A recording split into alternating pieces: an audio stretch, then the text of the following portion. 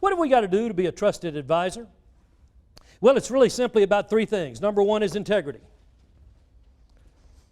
Jim Newton, in his wonderful book, Uncommon Friends, who happened to be the personal confidant of Henry Ford, Charles Lindbergh, Harvey Firestone, Thomas Edison. Can you imagine hanging out with them?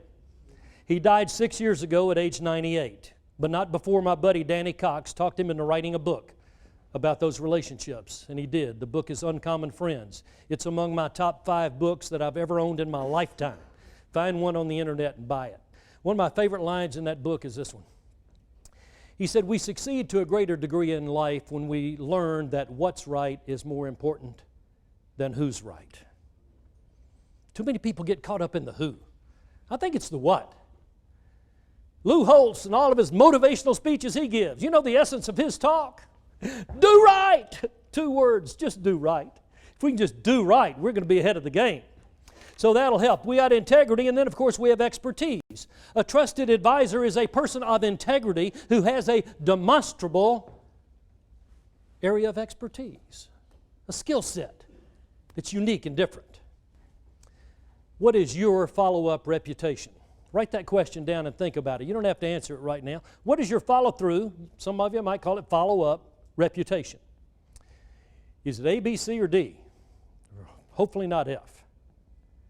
When you follow up, when you promise, I'll get back to you next week at 3 o'clock on Tuesday, do we do what we say we're going to do? Do we exceed people's expectations? Do we do the things that indeed can make a difference? Because if we're going to be a trusted advisor, we'll be able to take advantage of the philosophy that people want to do business with people they know, like, and trust. And part of that is, of course, high integrity, expertise, follow through. Now, here's the next principle I want you to remember. In your discovery process as a sales professional, the better the questions you ask, the better the answers you'll get. Ask really good questions. I love to tell sales managers, greatest sales meeting exercise is this one. Tell every one of your salespeople to craft carefully one needs analysis question that works in your business. And based on all of their experience, get them to write down one question, write it down very carefully, craft it, make sure the word's right, punctuation's right, spelling is right, make it really good, and that will be a written ticket to the sales meeting. And then everybody shares the collective intellect of the group, and now everybody gets to tweak and fine-tune the quality of their needs analysis questions. So you attach importance to the process, you take thorough notes. Now, why is it important to take thorough notes? Well, one reason we put that action guide together for you to have something to take notes on is, do you know that we forget 75% of what we hear within 24 hours? We forget 96% of what we hear within 15 days. You write something down, you dramatically increase the probability it's going to stick. You're going to retain more, you're going to internalize more, and they're also going to enjoy seeing you write down what you ask them about, and they tell you. They like to see you write down what they're saying. Ego thing. Number 3.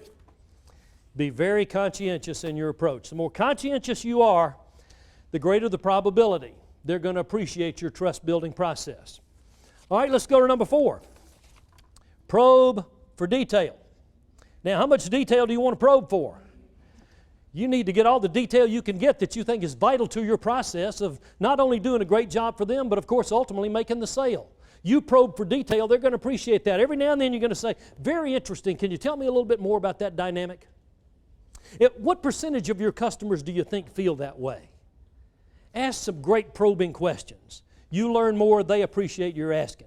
Find out what they value and why. Because more important than what you think is the greatest value point of your product or service is what they value, and I got a clue for you here. If you got 10 different prospects, they might value 10 different things as their number one priority. If you got salespeople who are guessing what it is, they're on the road to failure.